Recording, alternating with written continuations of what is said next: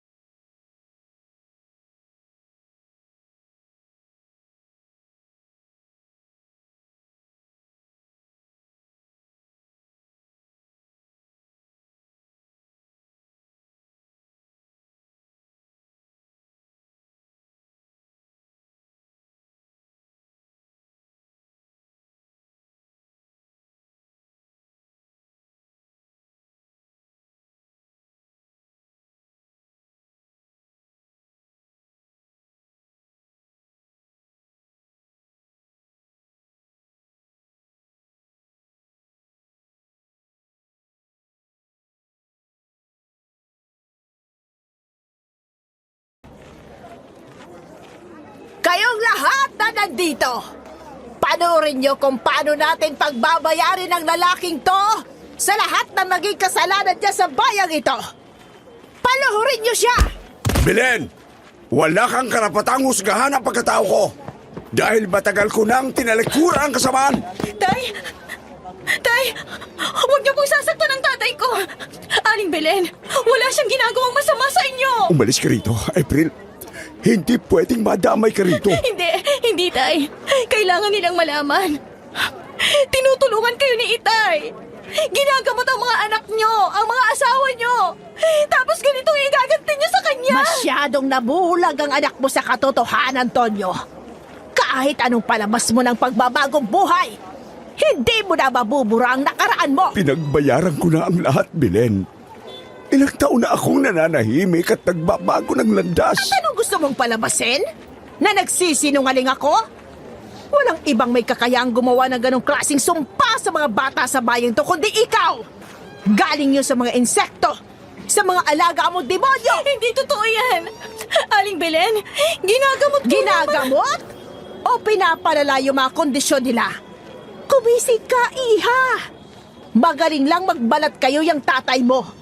Kunwari tumutulong, pero ang totoo, daig pa niyang pagiging halimaw sa pambabarang sa mga kabataan dito!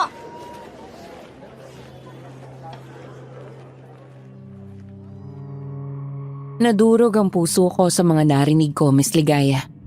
Kung makapagsalita kasi si Aling Belen, akala mo kung sino siyang malinis ang pagkatao. Laman nga ng simbahan, pero napakarami namang siniraan dito sa bayang to.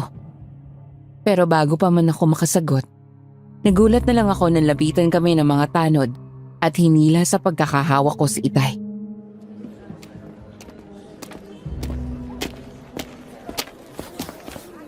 Tay! Wag! Bitawan niyo siya! April, tumalikod ka na anak. Huwag mo na tong panoorin. Hindi! Hindi niyo siya pwedeng saktan! Tay!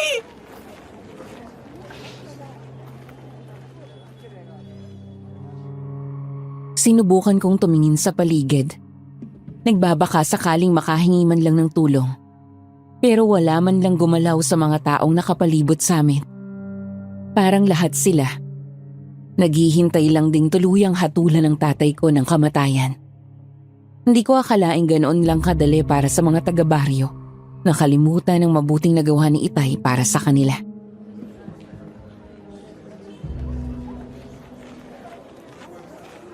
Ngayon, Tonyo, pagbabayaran mo na lahat sa harap ng anak mo niyan para maalala niya kung sino ka talaga.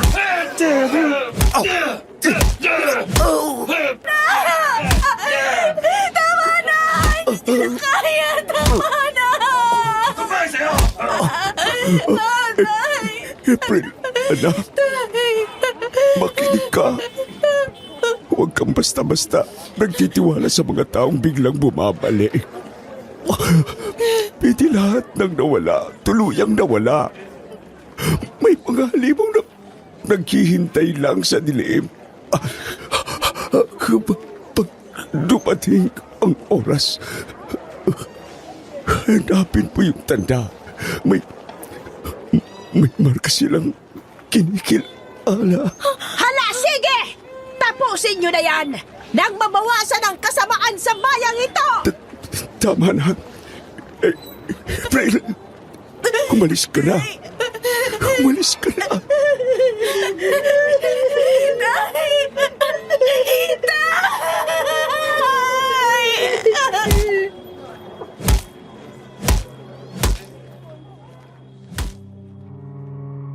Sinubukan kong gumapang palapit sa kanya. Kahit man lang mahawakan siya dahil kitang-kita ko sa kanya kung gaano siya nahihirapan. Habag na habag ako, Miss Ligaya.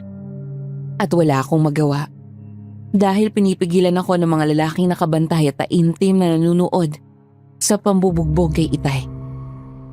Ilang hampas ng 2x2 sa likod ng katawan at sa ulo ang natamo niya. Bago siya tuluyang sumuka ng dugo na kumalat sa semento. Mas lumakas ang iyak ko.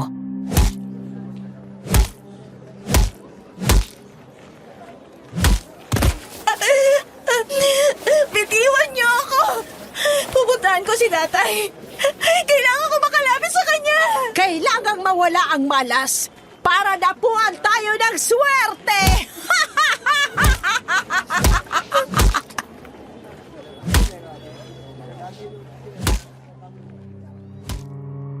Ang huling hampas sa ulo ni Itay ang tuluyang nagpawasak ng pagkatao ko. Dahil naramdaman ko na lang na tumama sa tuhod ko ang ulo ni Itay, na pinugot ng mga walang pusong tauhan ni Aling Belen. Sa mga oras na yon, Miss Ligaya, nanahimik ang buong bayan at mas angat ang boses kong punong-puno ng sakit at bighati.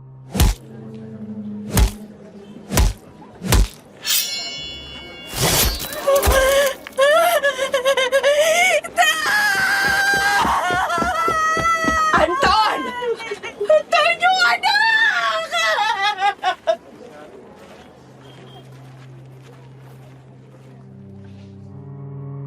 Naramdaman ko na lang na pinakawalan na ako ng mga tauhan ni Aling Belen. Kaya mabilis kong kinuha ang ulo ni Itay sa semento na punong-puno ng dugo. Halata pa sa mga mata niyang dilat na dilat ang pagod at takot sa sinapit niya, Miss Ligaya. At wala kang ibang maririnig ng mga oras na yon, kundi ang sigawan at iyakan naming dalawa ni Lola Sabel, ang ina ng tatay ko.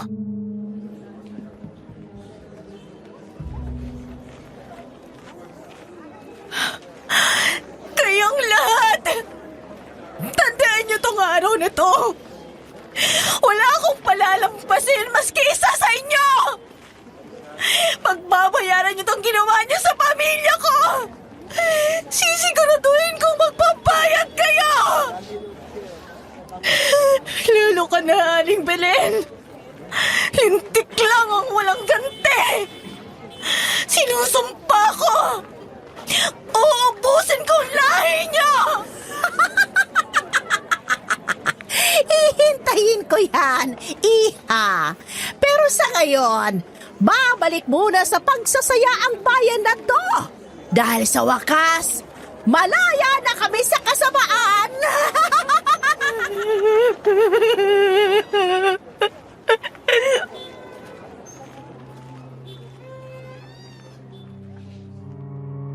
Kaming dalawa ni Lola Sabel ang naghukay ng paglilibingan ni Itay.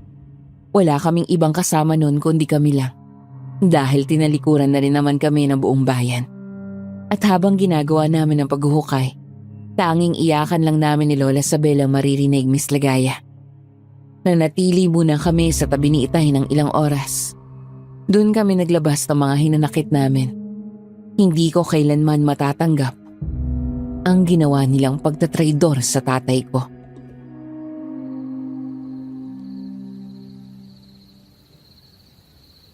Bakit? Bakit may mga taong katulad nila, Lola? Hindi ko matanggap na gano'n lang kadali para sa kanilang talikuran si Itay. Matapos ang lahat ng ginawa niya para sa pamilya nila.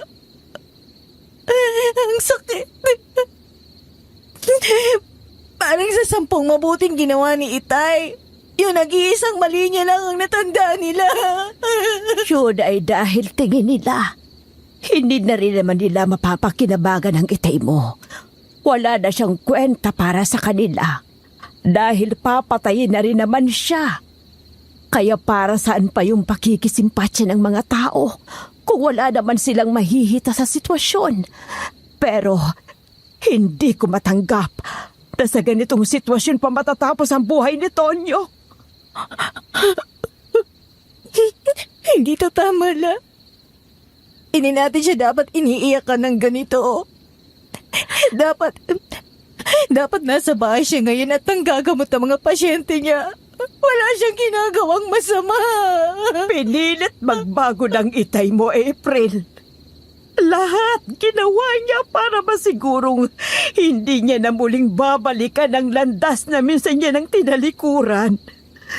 Pero sa lugar na to, kahit anong pagpapakabuting gawin mo, gumawa ka lang ng isang mali. Pakiramdam nila, lahat na ng susunod mong gagawin ay puro kasalanan. Hindi sila titigil, La. Hanggat may natitira pa sa atin, sa pamilya natin. Alam ko at nararamdaman ko. Sa mga susunod na araw, tayong dalawa naman ang babalikan nila. At anong balak mong gawin, Apo? Wala akong balak. Kundi ibalik lahat ng sakit sa kanila. Isa-isa kong ipaparamdam sa kanila yung bigat na pinaranas nila sa atin. April, Yun ang tamang gawin nila. Huwag niya sana akong pigilan. Hindi rin naman ako magpapapigil sa inyo. Pinatay nila si Itay habang nanonood ang buong bayan. Naiisip niyo ba kung gaano kasakit para sa akin na bilang anak niya? Na nung sinubukan kong humingi ng tulong sa mga taong yon, wala man lang lumapit. Wala man lang kumibo. Tapos ng mga oras na yon, parang biglang hindi na nila kilala si Itay. Nakalimutan na nila yung kabutihang ginawa ni Itay para sa kanila. malaki ka na, April. At sa tingin ko, alam mo naman kung ano yung gusto mong pasukin. Kung yan ang desisyon mo, tutulungan kita. Pero kailangan mo akong pakinggan, Apo. Hindi sapat ang galit lang. Kailangan mong maging matalino, maging maingat, at maging mas malupit kaysa sa kanila. Turuan niyo ako na. Gawin niyo akong mas malakas kesa sa kanila. Gusto kong matikman nila ang ganti ng anak ng isang mambabarang.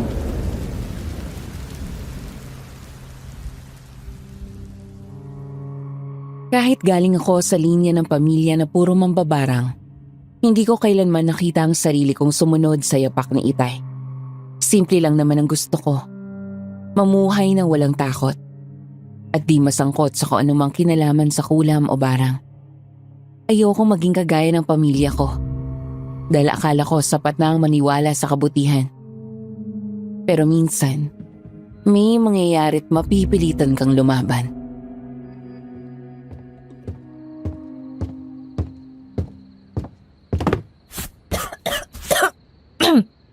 Ang alikabok naman itong kahon mo la.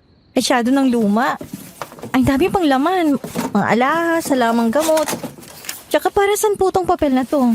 Hindi ko maintindihan yung nakasulat. Ginagamit yan para sa ritual. Hindi kasi pwedeng galawin itong kahon na to ng basta-basta. Panata ito, apo.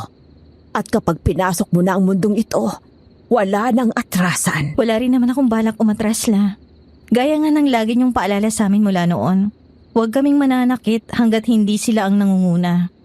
Pero dahil inunahan nilang pamilya natin, hindi ako papayag na apihin lang nila tayo. Kung ganon, kunin mo yung itim na kandila. Diyan tayo magsisimula. Ano pong tawag sa gagawin natin? Pagbuhay sa alo ng alaala. Titipunin natin ang lahat ng galit, yung sama ng loob, para maging laman ng kulam. At pipili tayo ng pangalan ng unang makatitikim ng paghihiganti natin. Si Aling Belen. Hindi pa. Hindi pwedeng siya ang mauna. Hindi muna, apo. Pero bakit po? Siyang nagpapatay kay Itay la. Oo, alam ko. Pero gusto kong makita niya muna kung paano natin sila uunti-untiin. Gusto kong tubuan muna siya ng takot sa katawan hanggang salamunin siya nito. Tsaka hindi lang siya mag-isa. Yung mga nanood, yung mga tumawa, at yung mga tumalikod. Bahagi rin sila ng kasalanang ginawa ni Belen sa pamilya natin. Kaya kung gusto mong pabagsakin si Belen, kailangan muna nating unahin yung mga kinokontrol niya hanggang sa wala na siyang mapuntahan pa.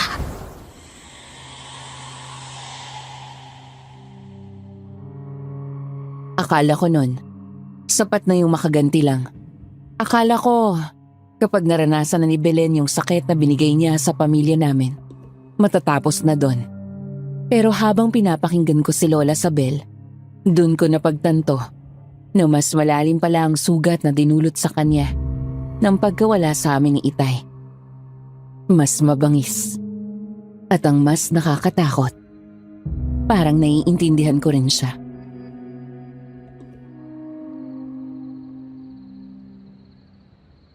Sinong mauuna la? Si Nestor, yung tanod na unang humila sa Itay mo habang umiiyak ka. Sa kanya tayo unang maghihiganti. Ito ang litrato ni Nestor. Titigan mo, apo, at pag-isipan mong mabuti kung anong gusto mong gawin sa kanya. Gusto ko lang maramdaman ng pamilya niya kung gaano kahirap ang mawalan. Gusto kong maramdaman niya yung takot, yung desperasyong pilit kong nilalabanan. Habang sila, pinapanood lang na mahirapan si Itay. Kaya simula ngayong gabi, hindi ka na basta anak lang ng mambabarang. Anak ka na mismo ng kulam. Hindi ka na basta-basta. At wala kang karapatang maawa sa may mga utang sa'yo. Handa na ako. Simulan na natin, Lola.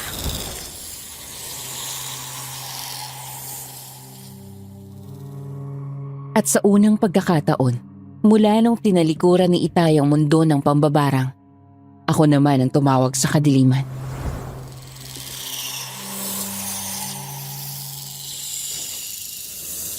Nestor ang pangalan niya.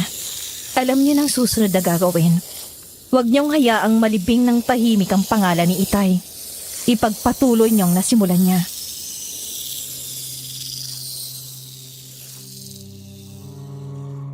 Maaga kaming nagpunta ni Lola Sabel sa palengke para bumili ng mga kakainin namin. Hindi ko alam kung ako lang ba. Ilang araw pa lang mula nang pinaslang si Itay. Pero kung makakilos ang mga taga-bayan, akala mo wala silang nakita. May mga tinatapunan kami ng tingin. Oo, pero wala silang sinasabi. Parang natatakot. Parang ayaw madamay. Yung iba nakatingin lang. Yung iba umiiwas. Ni wala ngang investigasyon. Parang hinayaan lang nila na hindi makamit ni Itay ang hustisya. Hanggang sa...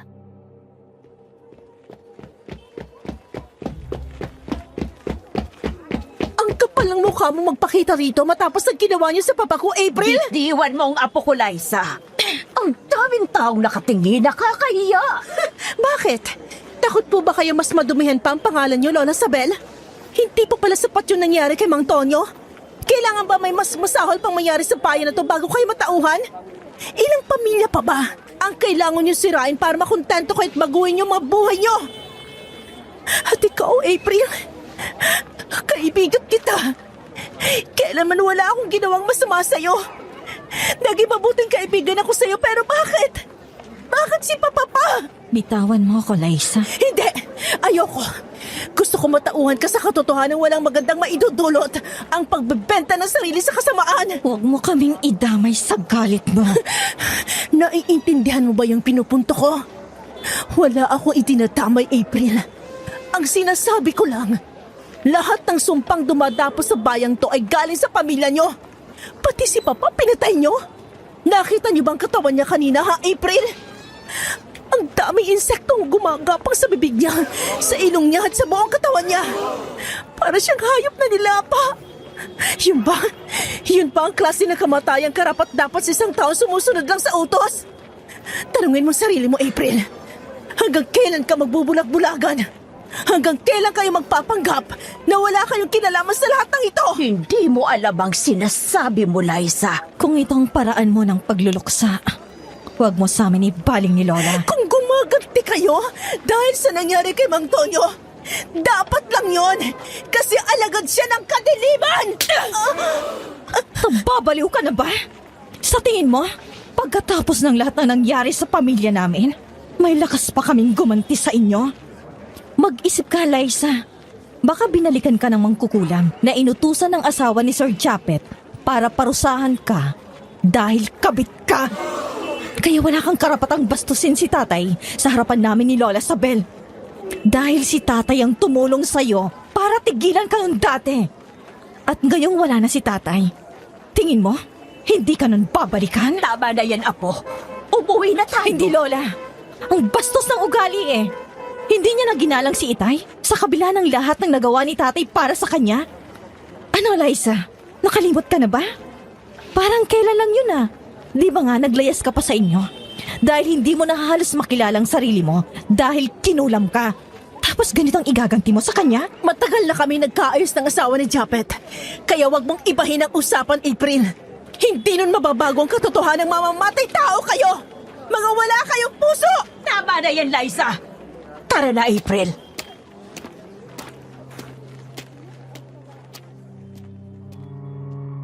Di ako makapaniwala sa lahat ng narinig ko mula sa taong tinuring kong kaibigan, Miss Ligaya. Sa hinaba-haba ng panahong tiniis ko na wag sundin ang yapak ni Itay.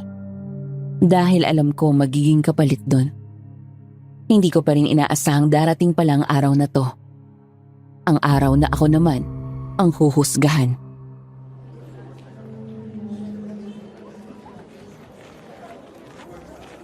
Hindi ko makakalimutan tong araw na to, Liza. Takasan mo man ako ngayon, April! Pero tandaan mo rin to, hindi ka kailanman matatahimik! Kayong dalawa ni Lola Sabel! Isinusumpa kong kayo mismong sisira ng lahi nyo!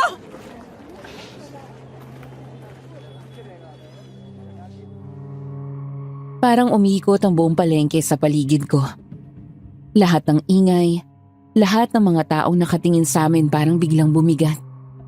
At hindi man sila nagsasalita, ramdam kong para sa kanila, isa na rin akong salot sa lipunan.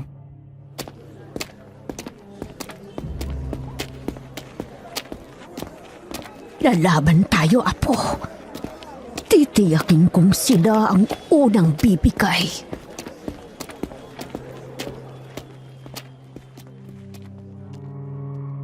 Hindi ko na mabilang kung ilang gabi na akong hindi makatulog.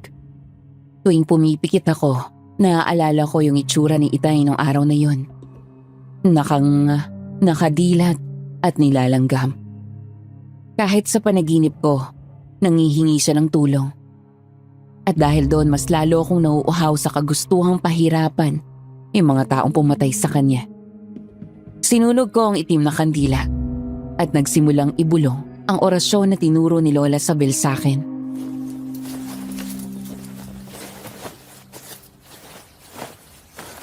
Bumalik ka sa kanya. Hindi dapat manahimik si Mang Felix. Ang pumatay kay Itay.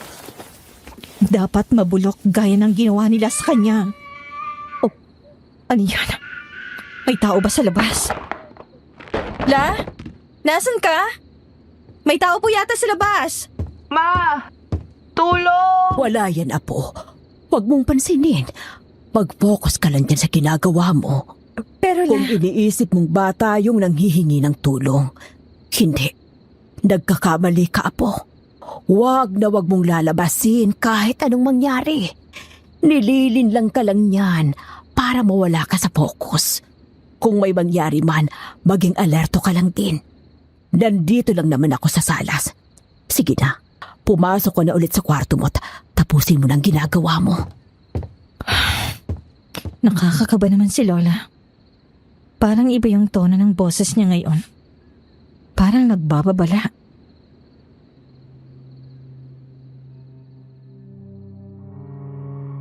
Bumalik ako sa lamesa ko, Miss Ligaya.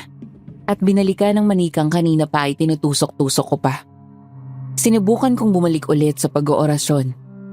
Pero talagang hindi ako makapag-focus dahil naririndi ako sa sumisigaw sa labas. Idagdag pa na parang may naglalakad sa bubong ng kubo namin.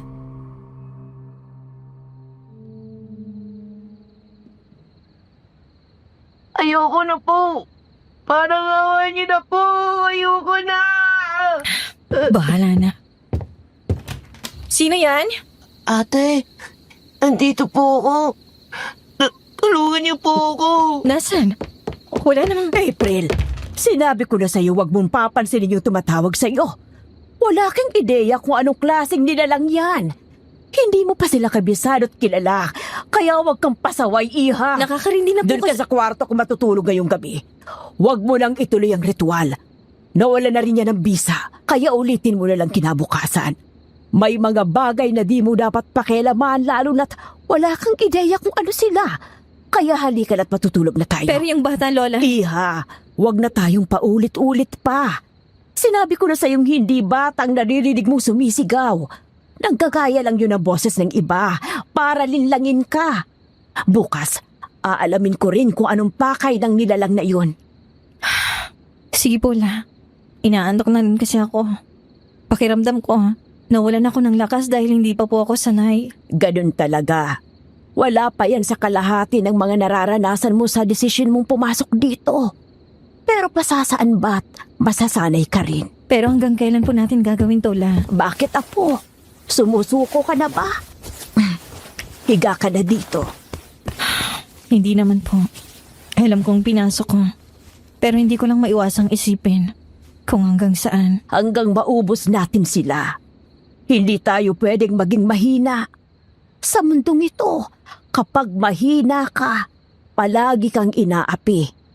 Kaya, Apo, kung ayaw mong maulit muli ang ginawa nila sa itay mo, makinig ka sa akin. Opo, La. Halika na, matulog na tayo.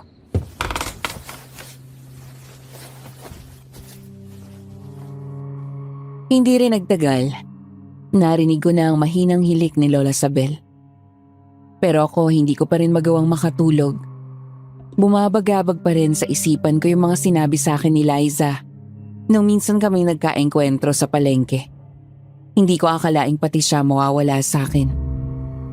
Iniisip ko na lang noon, Miss Ligaya, na baka paraan na rin yon para malaman ko na hindi pala talaga siya totoo sa akin bilang kaibigan. Nakakalungkot man. Pero wala. Hanggang doon na lang ang pagkakaibigan namin.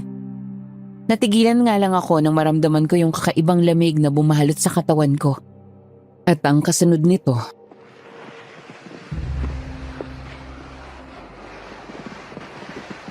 April! April, anak!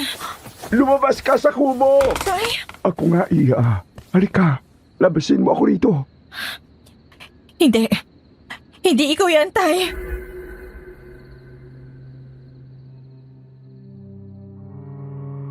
Nangungulila na ako kay Itay noong mga panahong yon, Miss Ligaya. Pero naaalala ko rin agad yung sinabi ni Lola Sabel na baka nililinlang lang ako ng halimaw na yon. Hindi ko alam kung anong pakay niya. Pero kahit mahirap sa akin, kasi parang binabaliwala ko si Itay, sinubukan ko pa rin matulog na lang. Nagdasal na rin ako. Kahit pa hindi ko alam kung tatablan ba ako ng pagdadasal dahil hindi ako malapit sa Diyos. Na sana wag namang gamitin ng demonyo yung kahinaan ko pagdating kay Itay. Kasi kahit naman gusto ko siyang makita, ayaw ko pa namang sumunod sa kanya. Kaya nakatulog ako. Pero ang hindi ko inaasahan ay yung nangyari sa kinabukasan.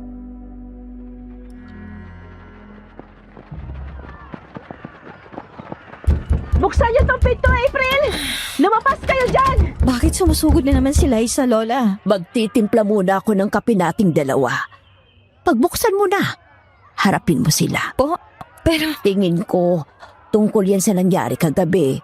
Pero wala naman tayong tinatago, Apo. Kaya kung di man sila maniwala, problema na nila yon. Yun bang tumatawag ng tulong kagabi, La? Parang kahit wala tayong kinalaman, sa atin pa rin ang bato nila. Masanay ka na, Apo. Para sa kanila, lahat ng kilos natin, isang malaking kasalanan. Kaya sinasabi ko sa iyo, pagpakiramdaman mo, may tumatawag sa pangalan mo, o gano'n na humihingi ng tulong, huwag mong papansinin. Kasi di mo sigurado kung talagang nangihingi yun ng tulong o patibong lang na kailangan mong kagatin. Sige po, lalabasin ko na sila. Buti naman naisipan mo buksan ang pinto, April. Akala namin mapapaos na lang kami sa katatawag sa inyo. Ano bang kailangan mo sa amin, Liza? Masyado pang maaga para sa pag-eeskandalo mo. Nagsama ka pa ng mga kapitbahay niyo. May bata na namang nawawala kagabi, April. Alam namin kayo na naman ang may kinalaman dito. Liza, wala kami... Tumigil ka! Ilang beses na namin sinikmurang damayan ka. Pero hanggang kailan? Lahat ng kamalasan sa bayan to, sunod-sunod mula nang mamatay si Mang Tonyo. At gayon, may bata na namang nawawala. Nilamon ka na ba talaga ng kadiliman? Hindi na ba kayo mapipigilan? Nakakapagod ng magpaliwanag sa iyo, Liza. Naiintindihan ko ang sarado talagang utak mo. Kaya hindi pumapasok sa kukote mo yung sinasabi ko. Pero para lang malaman mo, hindi ako tulad nyo. Hindi ko magagawang Tigilan mo na ang pagmamaang-maangan mo, April.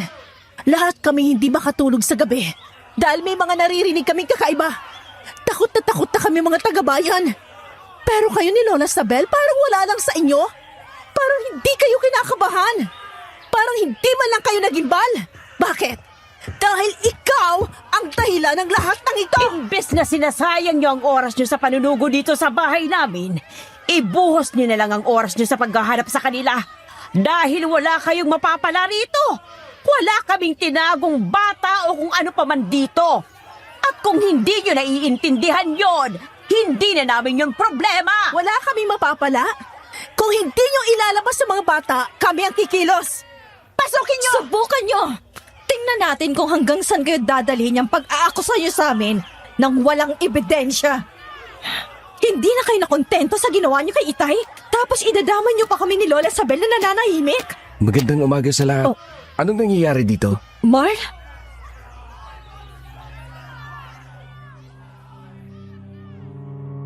Tumigil ang mundo ko, Miss Ligaya. Nang sumulpot sa harapan ko ang lalaking minsan kong tinanggihan ng nararamdaman niya para sa akin. Mas naging matipuno si Marl. Mas pumuti. Mas tumangkad. At mas naging gwapo kesa nung huling beses na nakita ko siya dito sa bayan namin.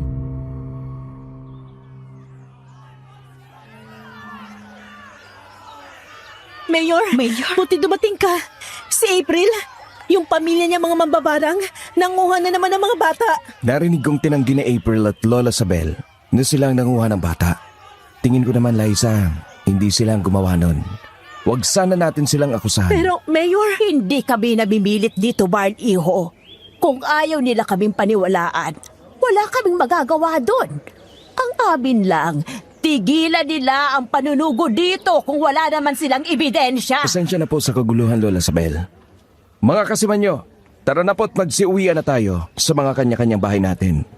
Kung tungkol sa mga anak ninyong nawawala, malaya ho kayong bumisita sa munisipyo natin at doon natin pag-usapan ang mga problema ninyo. Huwag niyo sabihin kinakampihan niya babae yan, Mayor. Marami na ginawang kababalagan ng pamilya nila mula sa tatay niya hanggang sa kanya. Buong pamilya nila. Kaya sana naman... Liza, wag mong ubusin ang pasensya ko. Magkikita ulit tayo. Huwag kang mag-alala. Handa ako.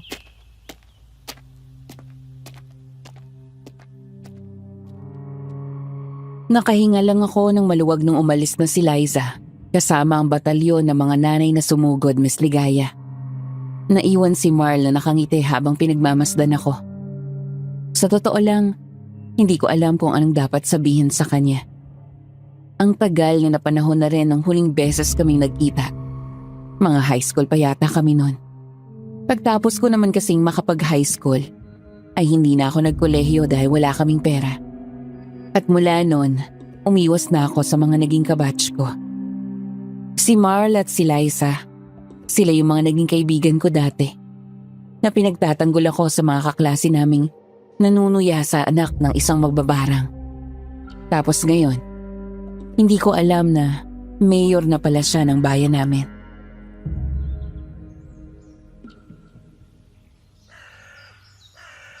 Ginulat mo naman kami, iho.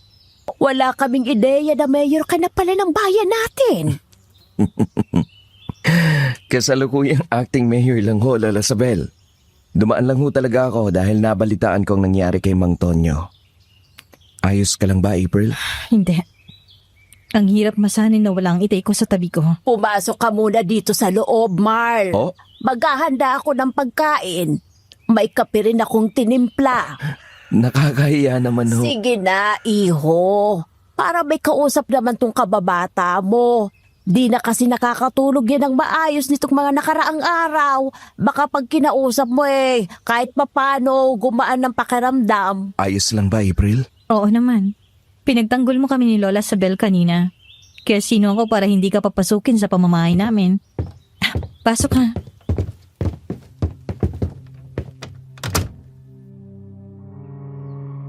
Akala ko ang tanging sakit lang na mararanasan ko sa buhay ay ang pagkawala ni Itay. Pero ngayong bumalik na si Marl at may magpapaalala sa akin ng mga nangyari nung kabataan ko, mas lalong naging magulo ang lahat at hindi ko alam kung ano pang darating. Mula noon napapadalas na ang pagbisita ni Marl sa bahay namin. Palagi siyang may dalang pagkain para sa amin ni Lola Sabel hanggang sa nauuwi sa pagkukwentuhan naming dalawa. Naninibago ko kasi akala ko tanging si Lola Sabel na lang ang magiging kakampi ko sa lugar na to. Pero dumating si Marl at sa hindi ko maipaliwanag na dahilan, gumaan ang pakiramdam ko dahil nandito siya.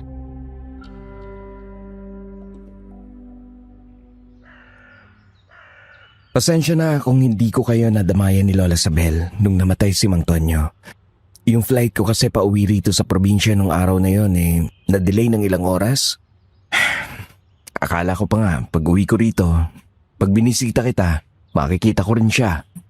Hindi na pala. Ayos lang. Nahihirapan lang talaga ako minsan na gumising sa umaga. Lalo na't hindi ko na naririnig ang boses niya sa labas ng kwarto namin para ayain akong kumain. Bakit ba siya inakusahan? Ang sabi ni Aling Belem, siya raw yung may kasalanan kung ba't may mga namamatay na bata dito sa bayan. Mumubula daw yung bibig. Tapos buhay pa yung insekto na lumalabas sa katawan nila. Nambabarang pa rin ba si Mang Tonyo? Yung huli ko kasing naalala, yung binarang niya yung buong pamilya ni Alexis. Yung dating nambasto sa'yo sa eskwelahan natin. Yun lang naalala ko kasi, di ba? Umalis ako dito sa probinsya natin pagtapos ng graduation. Oo. Tapos hindi ka na nagparamdam. Pero yung kay Itay, matagal lang hindi. Pero ayaw naman nilang maniwala. Kilala ko ang tatay ko. Kapag sinabi niya, sinabi niya. Kaya alam ko nang tinigilan niya ng pambabarang dahil sabi niya, karama niya yung pagkamatay ni nanay dahil sa malubhang sakit nito. Kaya tumigil na talaga siya. Baka may mga sikreto si Mang Tonyo na kahit ikaw, hindi niya nasabi. Hindi dahil ayaw niya. Baka kasi pinoprotektahan ka lang niya. Anong klaseng sekreto naman yun? Tulad ng baka may nakaaway siya nung nabubuhay pa siya. O di kaya baka may nagutos lang kay Aling Belen na ipapatay si Mang Tonyo. Tapos sinisi lang sa kanya yung pagkawala ng mga bata. Pero ang totoo, may iba pa palang tao na nasa likod nun. Wala naman siyang sinabi sa akin. Basta ang alam ko, mula nung ginamit na lang niya yung kakayahan niya para manggamot, talagang hindi na siya bumalik sa kulam. Paano kung alamin natin kung sino talaga may gawa? Baka sa ganun paraan, makuha mo rin ang hustisya para sa tatay mo. Pero paano? Bayad halos lahat ng taong hawak ni Aling Belen. Tsaka, Tsaka, wala. huwag kang mag-alala. Ano pang silbi ng pagiging acting mayor ko kung di ko gagamitin sa tama? Akong bahala sa'yo. Talaga? Salamat, Marl. Walang problema. Hindi ko alam kung anong gagawin ko kung sakaling wala ka dito. Sino-sino pa ba magtutulungan? Di ba tayo-tayo lang din? Salamat talaga.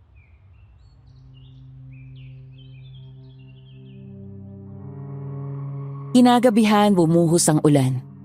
Pagkatapos kong maligo, naabutan ko si Lola Sabel na aligaga habang nililigpit ang mga gamit niya sa bayong. Mga tuyong dahon, bote ng langis at isang maliit na tela na may nakabuhol na piraso ng buhok.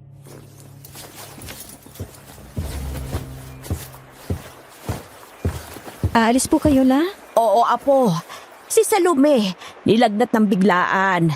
Sabi ng asawa niya, ang bigat daw ng ere ngayon sa bahay nila. Kailangan pong puntahan. Pero ayos lang ba yun, La? Hindi ba sila nakiisa sa mga taong gusto tayong itaboy dito sa bayan? Hindi sila nakiisa. Pero hindi rin naman sila kumontra. Tahimik lang sila. At para sa akin, pareho lang yun sa pakikiisa. Ay, huwag kang malito, April. Hindi ito usapan ng patawad o pagtanggap. Baka kasi akala nila tapos na ang lahat. Nakalusot na sila. Pero hindi. Gusto ko lang ipakita sa kanila na dapat pag-isipan nila kung sino ang kinakampihan nila. Sige po, La.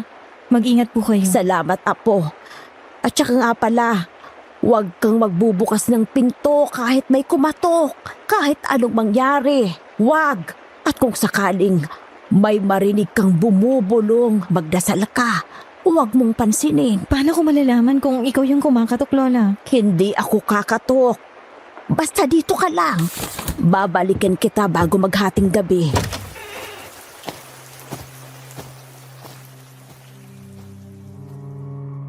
Napalunok ako at tumango sa sinabi ni Lola Sabel. Pagkalabas niya, isinara ko na agad ang pinto. Ikinandado. Tapos pumasok ako sa kwarto ni Lola Sabel para kunin sana yung mga gamit pambarang. Nang may napansin akong kwaderno na nasa kama. Luma na. Halos mahati na ang cover na ang ginamit ay balat ng kalabaw. Dala na rin ang kuryosidad. Nilapitan ko yon at binuksan.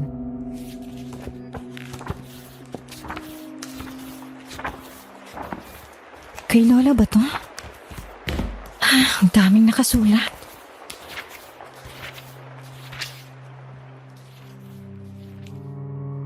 Mga pangalan. Isa-isang nakalista gamit ang pulang tinta. May ilang pamilyar. Yung mga matanda sa barangay na matagal ng patay. Meron din namang buhay pa. Mga kapitbahay. May ilang kamag-anak. May petsa sa tabi ng bawat pangalan. At yung ibang pangalan, may guhit. Parang binura. Pero hindi tuluyang nawala.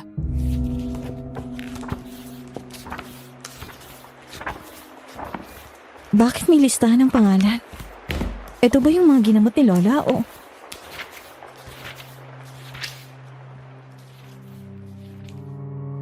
Binuklat ko pa yung mga sumunod na pahina. Dahan-dahan. Parang may kung anong tumutulak sa akin na ituloy, kahit ang bigat-bigat na ng dibdib ko. Hanggang sa may napansin akong pahina. Yung parang sinadyang ilihim. Nakatupi ng maingat at sa loob nun, may isang pinatuyong dahon na parang inipit sa pagitan ng mga lihim. At sa ilalim nun, isang sulat na hindi pa tapos.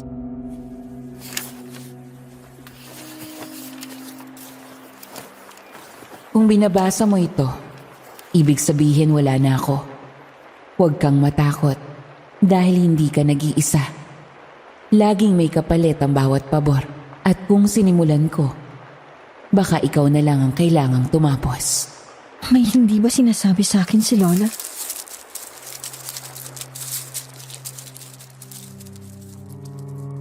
Natigilan ako nang bigla akong may narinig na kaluskos sa may bintana. Pigil ang hininga ko. Parang may kung anong dumaan sa likod ko. Wala naman akong nakita. Pero nanindig lahat ng balahibo ko, Miss Ligaya. Pakiramdam ko may anino sa labas. Tahimik ang paligid pero sa loob ko, parang may humahalukay. Tapos, La? mahigpit kong hinawakan ng kwaderno. Parang yun lang ang pananggalang ko laban sa kung ano mang naroon. Bigla kong naalala. Sabi ni Lola, hindi ako kakatok. Kaya't lalong tumindi ang kilabot ko. April!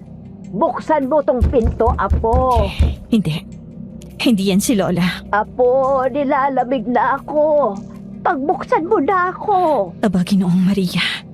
Napupuno ka ng grasya. April! Saan mo nilagay yung asin, Lola? Buksan mo, Apo. Ayoko nang pumasok din ang sapilitan. Sino ka? Hindi ikaw ang Lola ko. Aba, Ginoong Maria. Napupuno ka ng grasya. Ang Panginoong Diyos ay sumasayo. Biglang natahimik ang paligid. Dinig na dinig ko pa rin ang mabilis na tibok ng puso ko. Nanginginig ako, Miss Ligaya. Kasunod doon ay ingay na parang may bumagsak sa labas.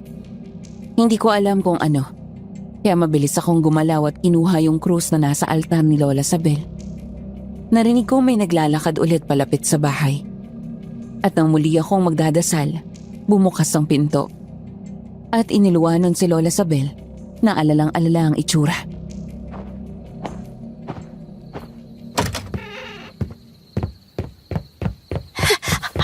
Ayos ka lang ba, April?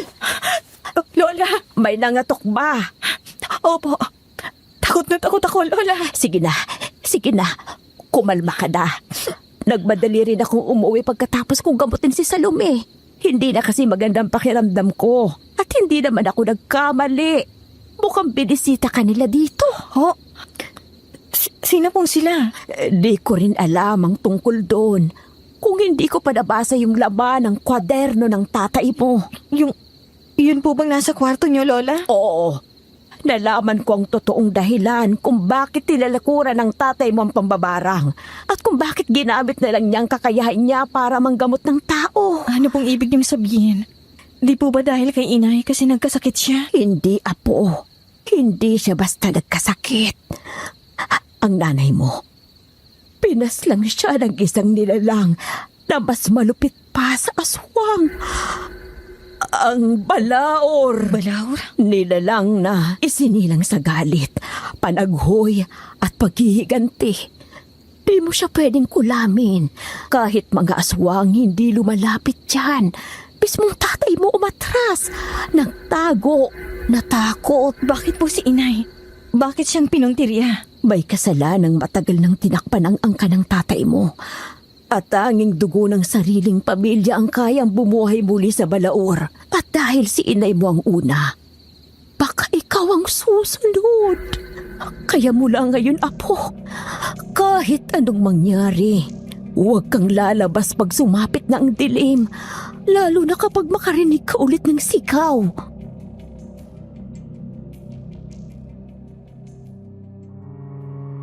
Tumingin si Lola sa labas ng bintana. Napalunok ako. Sa unang pagkakataon, Miss Ligaya, hindi ako sigurado kung ligtas pa ba kami sa sarili naming tahanan. Dahil napagtanto kong hindi pala ang mga taong nangutya kay Itay ang tunay naming kalaban. Kundi, isang halimaw na ni hindi ko alam kung paano kalabanin. Kinaumagahan, pareho kaming tahimik sa kusina ni Lola Sabel. Parang may mabigat na ere na bumabalot sa aming dalawa. Inalapag niya sa harapan ko ang isang lumang kahon na kinuha niya kanina sa kwarto ni Itay. Makita ko pa lang, naluluha na ako agad.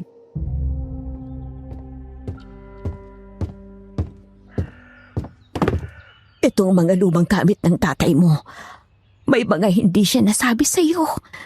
Hindi dahil ayaw niya, kundi dahil pinoprotektahan ka niya.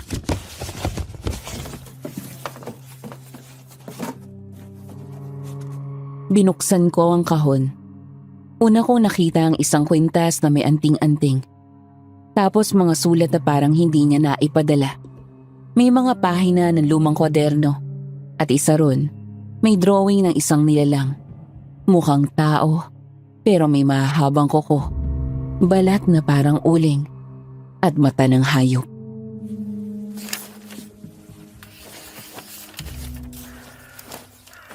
Ano to, Lola? Bakit ganito yung drawing? Yan ang dahilan kung bakit itinigil ni Tonyo ang pambabarang. Dahil kahit naging malupit sa kanyang mga tao dito sa bayan natin, gusto pa rin niyang protektahan ang mga taga rito, pati na rin ang pamilya niya. Lalo ka na, dahil ayaw niyang mabuhay ka sa takot, apo. At ito po, anong klaseng nilalang ito? Yan ang balaur. Isang halimaw na tumatawid sa panaginip, alaala at bangungot.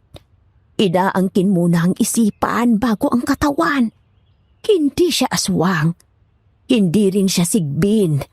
Mas malala siya kesa sa lahat ng yon.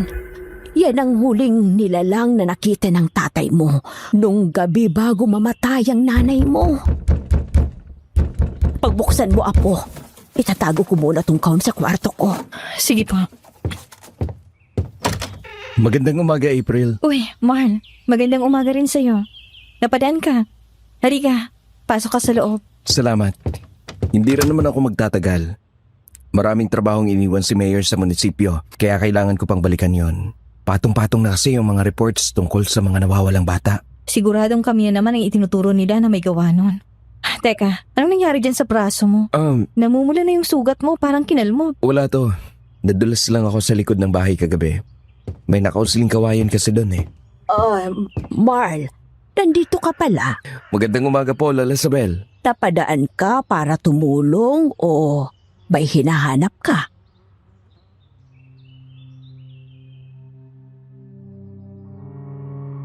Nanigas ang katawan ni Marl. Saglit siyang hindi sumagot.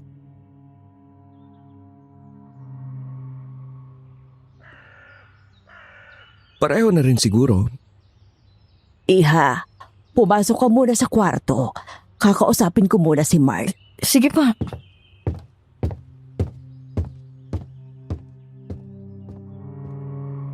Pero habang papalayo ako, lumingon ako pabalik sa kanila. Nakita ko si Lola Isabel. Nakakunot ang noo. Habang nakatitig kay Marl na para bang may naaamoy siyang hindi niya nagustuhan. Hindi ko namalayan. Nakatulog na pala ako.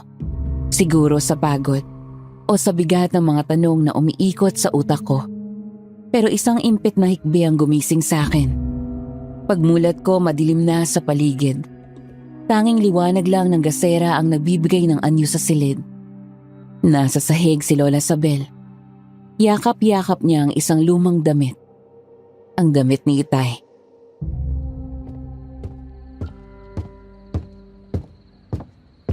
Lola? Lola, ano nangyari? April, apo, Bakit po kayo umiiyak? Anong meron? alam ko na ang totoo. Si Belen ang totoong dahilan kung bakit nawawala ang mga bata. Sinisisi niya lang si Itay mo para mapagtakpan ang mga kasalanan niya. Po? Paano niyo po nalaman, Lola? Si Marl. Sabi niya sa akin, tinanong ko siya, kinulit ko siya. Kasi ramdam kong may itinatago siya. Hindi pwede. Namatay si Itay na ang tingin sa kanya ng mga tao sa baryong to ay salbahe at kampo ng kadiliman. Tapos yung taong umatol ng kamatayan niya, siya pala may kagagawa ng lahat. Siya yung pumatay kay Itay. Kaya gaganti tayo. Gagantihan natin siya. Iparamdam mo sa kanya yung pakiramdam ng nawala ng minamahal sa buhay. Iparamdam mo sa kanya yung naramdaman mo bilang anak. Kulamin mo ang anak niya, apo! Tumulo ang luha ko, pero hindi ako umiyak. Hindi pa. Wala pa akong luha na kayang itapat sa sakit na to. Ang meron lang ako ay galit. Galit na sinamahan ng takot. Kung totoong sinabi ni Marl na tungkol sa ginawa ni Aling Belen, susundin ko ang sinabi ni Lola Sabel. Kailangan ko nang gamitin. Ibibigay ko sa iyo ang litrato ng pamilya ni Belen. Ikaw nang bahala. Opo, Lola. Hindi ko sila mapapatawad sa ginawa nila kay Itay. Hindi lang nila siya pinatay. Sinira pa nilang pangalan ng ama ko. Tapos ganitong malalaman natin. Hindi ako makakapayag na maging masaya sila habang tayo hirap na hirap dahil wala na si Itay. Kung sinira nilang pamilya natin, sisirain ko rin ang sa kanila. Hindi ko sila titigilan hanggat hindi sila nauubos. Tama yan, Apo. Gawin mo lahat ng makakaya mo. Hindi rin ako papayag na pupuksain lang tayo ng mga tagabayan na walang ideya kung ano talagang totoo. Kaya kinagabihan, dumiretso ako sa kwarto ni Itay na mula nung nawala siya ay hindi ko na tinangkang pasukin dahil dala ko pa rin ang mga alaala niya. Kinuha ko ang garapon ng langis, ang punit na litrato ng bata, ang hibla ng buhok at ang butil ng asin na hinaluan ng piniga kong luha. Tsaka ako umupo sa sahig. Gumuhit ako ng bilog gamit ang durog na uling at asin. Sa gitna, nilagay ko ang mga gamit ng batang lalaki, anak ni Aling Belen. Kinarga ko ang sakit, inalalayan ko ng galit at sinamahan ng panata. Hindi ko to ginagawa para gumanti. Ginagawa ko to para tumigil na kayo. Para matigil ng pagkuha nyo sa mga batang walang laban. Kung ito yung panahon na kailangan kong maging masama, di sige. Dinukot ko ang karayom. Tinusok ko yon sa hibla ng buhok ng bata. Kasabay ng pagbigas ng mga salitang natutunan ko mula kay Lola Sabel. Malamig ang hangin sa paligid. Parang may humahagupit sa bintana. At sa mismong oras na bumulong ako ng huling linya, namatay ang apoy ng kandila. Kahit walang hangin sa loob ng kwarto, muli kong hinawakan ang litrato. Dahan-dahan kong tinupi yun sa gitna at nilagyan ng patak ng dugo mula sa sarili kong hintuturo. Simula ngayon, mararamdaman mo ang sakit ng bawat batang ginamit nyo. At maririnig mo ang iyak nila sa bawat gabi na magpapahinga ka sana. Hindi ako nanginginig. Wala akong maramdaman na pagsisisi, Miss Ligaya. Ang anak ni Aling Belen ang pinain ko dahil gusto kong humarap sa akin si Aling Belen. Siya ang gusto kong mapilitan na pumunta rito, lumuhod at humingi ng tawad. Dahil sa ganitong paraan, baka sa wakas, mapilitan siyang aminin ng totoo. Sabel! Buksan mo tong pinto! Alam ko may ginagawa yung apo mo, demonyo! Buksan mo to, April! Ibalik mo sa kanya ang hapdi, Tay. Balikan mo sila, Tay. Belen, 10 oras na ng gabi, umuulan pa. Nagpapahinga na si April. Bukas mo na lang siya kausapin. Ano bukas? Halos mamatay-matay na yung anak ko dahil sa ginagawang kulam niyang apo mo, Sabel. Wala ka bang konsensya? Alam mong hindi kami ang nauna, Belen. Oo, hindi. Pero hindi dapat ganun yon. Bata pang anak ko, Sabel. Walang alam. Wala siyang kasalanan sa inyo. Kung ako ang may atraso sa inyo, dapat ako na lang. Wala rin namang kasalanan ng mga batang pinatay mo. Pero bakit? Bakit mo ginawa yun sa kanila? Anong sinasabi mo, Sabel? Isa-isa kayong mawawala. Isa-isa niyong mararamdaman ang sakit na pinaramdam niyo sa amin. Alam na namin ang dahilan kung ba't mo pinatay ang anak ko, Belen. At nakakasuka ka.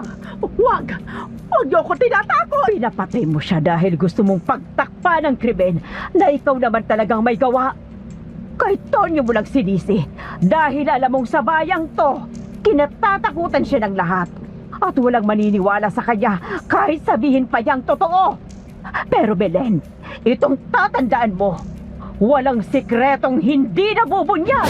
Hindi totoo yan. Paano mo nalaman? O baka nga hindi lang si Tonyo.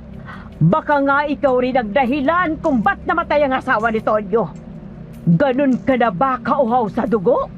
Na gusto mo pang sakupin ang bayang to? Sinong nagsabi niya sa'yo, ha? Sino? Hindi na mahalaga yun, Belen. Ang importante dito, maranasan mo yung sakit na naramdaman namin ni April nung binawi mo sa amin si Tonyo. Hindi namin kayo titigilan, bruha ka! Sisiguraduhin naming mauubos namin ang lahi nyo! Ano? Uubusin? Sa tingin mo ba, nauubos nyo kami, ha, Sabel? Ni kahit si Tonyo nga, hindi kami kinaya. Umatras siya dahil alam niya na hindi kami basta-basta banggain. Tapos tingin nyo, kaya nyo kami? Kahit magsama pa kayo ni April, hindi nyo kakayanin, Sabel. Anong ibig mong sabihin? Huli ka na, Sabel. Dahil magmula nung namatay si Tonyo, unti-unti nang nakakapasok dito ang grupo namin. At wala na kayong magagawa kapag sinakop na namin ang bayang to. At si Anita? Nagbabayad lang siya ng utang niya dahil tinalikuran niya kami. Ano? Hindi ba sinabi sa inyo ni Tonyo? Aswang ang napangasawa ng anak mo, Sabel. Aswang na tinalikuran ng dugo niya para sumama sa isang mambabarang na hindi naman siya kinayang ipagtanggol sa angkan niya. Duwag ang anak mo, Sabel! Para akong nabingi sa narinig kong sagutan ni na Lola Sabel at Aling Belen sa labas ng bahay noong mga oras na yon. Miss Ligaya, hindi ako makapaniwalang. Ngayon ko lang maririnig ang lahat ng to. Mula sa angka na pinanggalingan ni Inay, ang tunay na rason kung bakit tinalikuran ni Itay ang pambabarang at ang mga nilalang na nakita ko sa kwaderno niya. At gayon, naniningil lang kami sa mga may pagkakautang sa amin! Tulungan niyo po ako! May aswang! Aswang? Kinuha niya yung bata! Nakita ko hinalukan niya yung lamang loob ng bata! Belen! Lumayo ka sa akin! Halimaw ka! Lola! Oh, Aling Belen! Anong... Para akong binuhusan ng malamig na tubig sa nakita ko, Miss Ligaya. Sa harap namin nakatayo si Aling Belen, pero hindi na siya ang anyong tao. Nakalugay ang basang buhok niya. Nangingintab yun dahil sa pawis at putik. Ang mga mata niya ay parang nag-aapoy sa pagkapula. At parang may sumisingaw pang init. Tumakbo ka na, Apo! Hindi. Ayoko po, Lola. Hindi ko po kayo iiwan ditong mag-isa. Bakit ganyan ang itsura ni Aling Belen, Lola? Nakaawang ang bibig ni Aling Belen at kitang-kita ng mga mata ko kung paanong unti-unting tumutubo ang mahahabang pangil niya. Habang bumabakat na rin ang matutulis na kuko sa mga palad niyang nanginginig sa galit. Hindi ko alam kung anong uri siya ng aswang. Hindi yun matanda't maputi ang buhok na naririnig ko sa kwento ng mga matatanda. Masahol to. Mas mabangis. Parang hayop na nabitag. Kayo ang pamilya niyong sumira sa lahat! Hindi ko kayo mapapatawad! April! Layo na! Doon na ako natauhan, Miss Ligaya. Punong-puno na ng luha ang mga mata ko dahil naiwan ko si Lola Sabel sa loob ng bahay. Tumakbo ako sa kalsada, pero dinig na dinig ko yung tunog ng nilalapa siya sa loob ng kubo. Ang bawat sigaw ni Lola ay pinipira-piraso ang puso ko.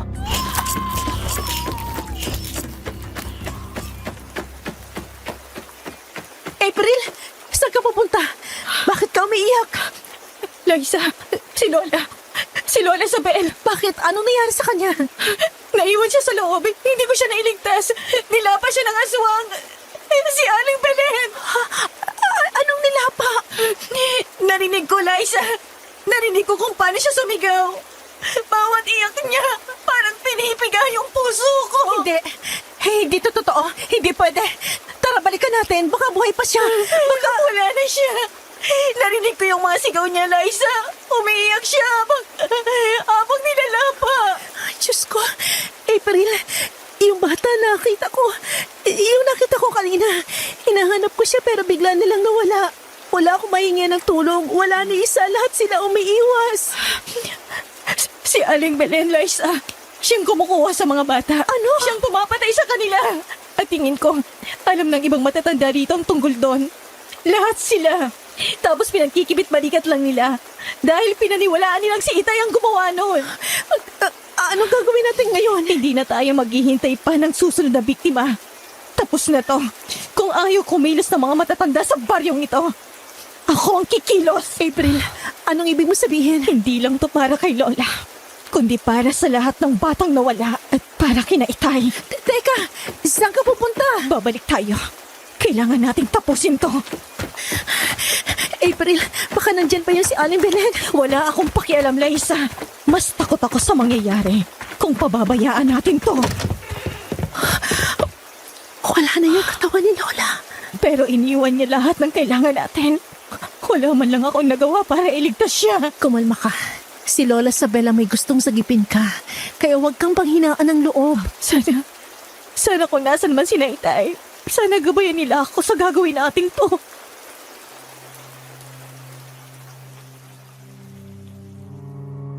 Pumasok kaming dalawa sa loob ng kwarto ni Lola, kung saan kinuha ko sa ilalim ng papag niya ang kahon na puro mga gamit niya. Umalingaw-ngaw ang tunog ng mga bote ng langis nung binuksan ko ang kahon. May nakita rin akong mga dahon sa loob nun.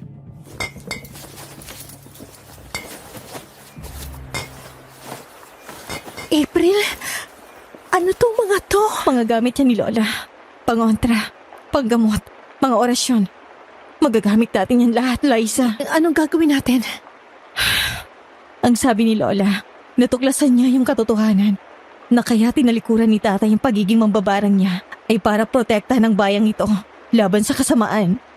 Kung si Tatay nga ang huling hadlang ng mga aswang para tuluyang sakupin ang mga tao rito, tayo ang susunod. Anong ibig mong magbabarang tayo? Hindi, Liza. Hindi basta barang. Gagawin natin kung anong kailangan para wakasan to. Hindi na to para kay Itay lang.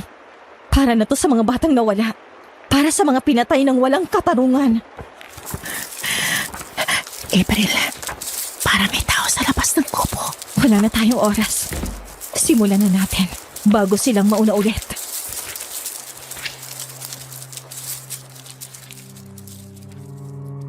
Walang ibang maririnig ng gabing yon, kundi mga yapak naming dalawa ni Liza sa damuhan. Ang mabilis naming paghingal at malakas na kabog ng dibdib. Napagdesisyonan naming sugurin ang bahay ni Aling Belen.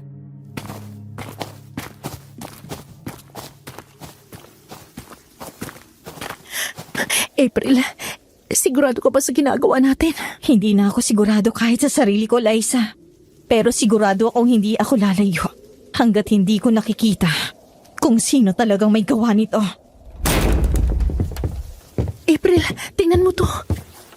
Mga dumi ng hayop. Bote ng dugo.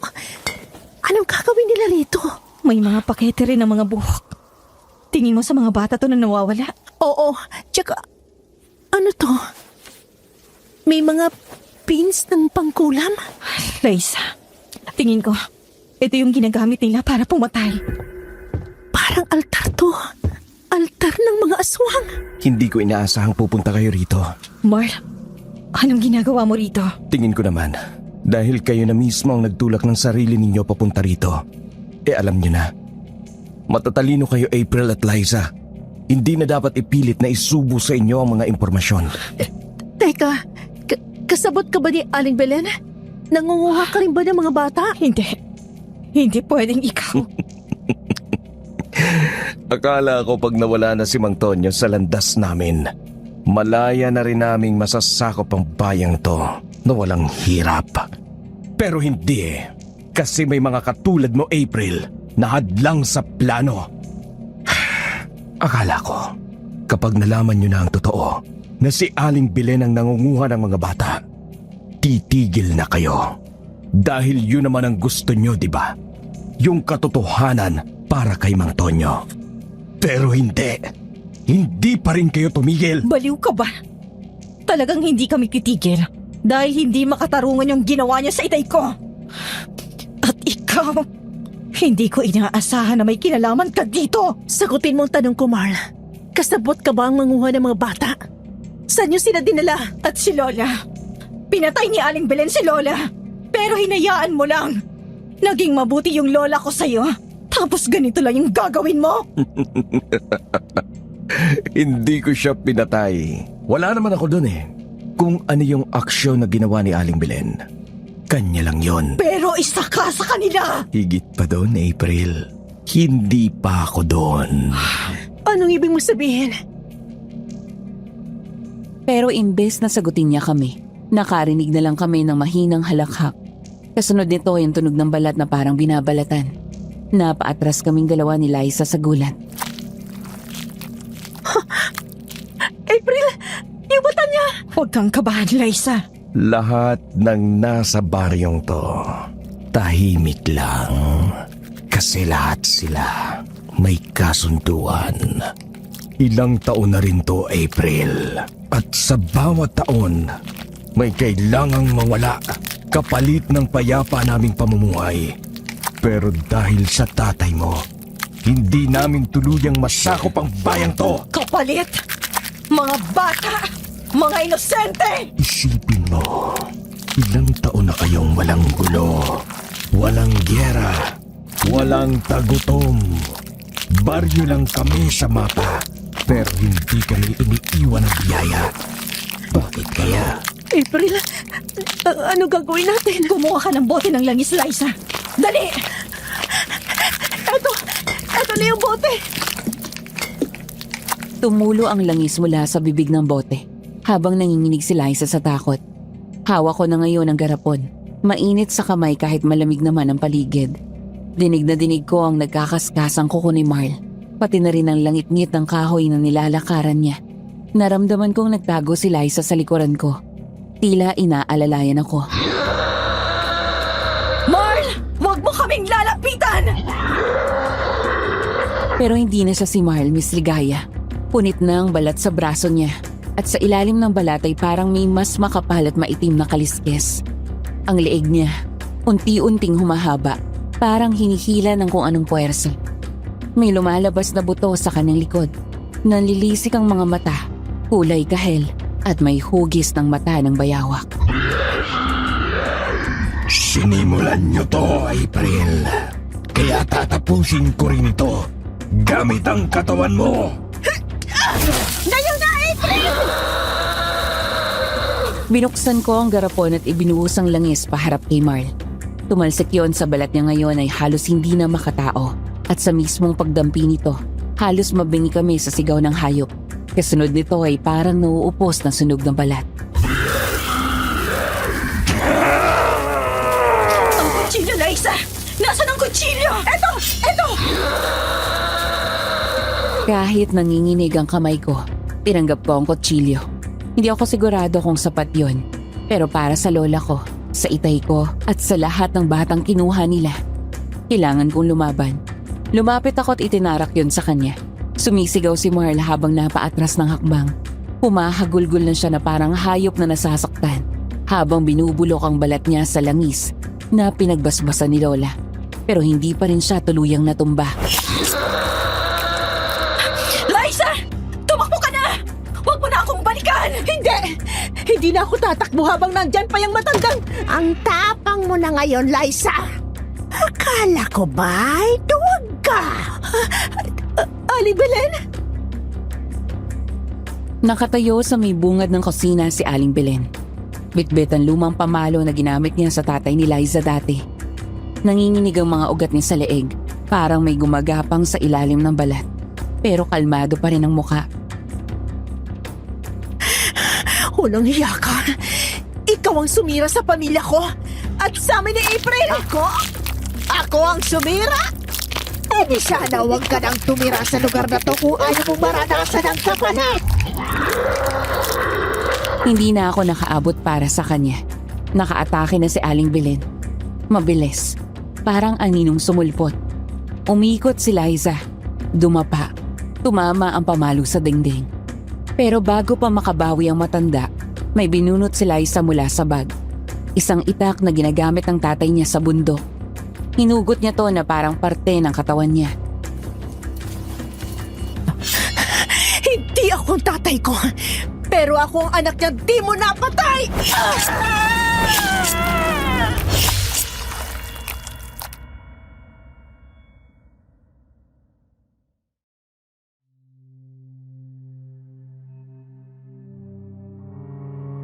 1 beses, 2 beses, 3 beses pinasok ni Liza ang itak sa dibdib ng matanda.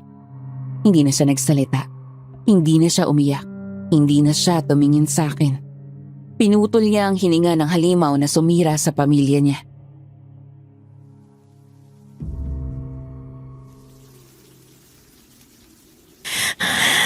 Tapos na tayo, Aling Belen. Wala na. Wala na sila, Liza. Tapos na. Kumalma ka na. Pasensya na, April. Sa lahat. Wala yun. Ang malaga, wala na sila. Hindi ako makapaniwala na isa si Marla sa kanila. Ako rin. Pero wala na tayong magagawa. Tapos na. Sana makapagsimula ulit tayo ng panibago. At sana rin, wala nang makapagpatibag ng pagkakaibigan natin. Oo. Wala na.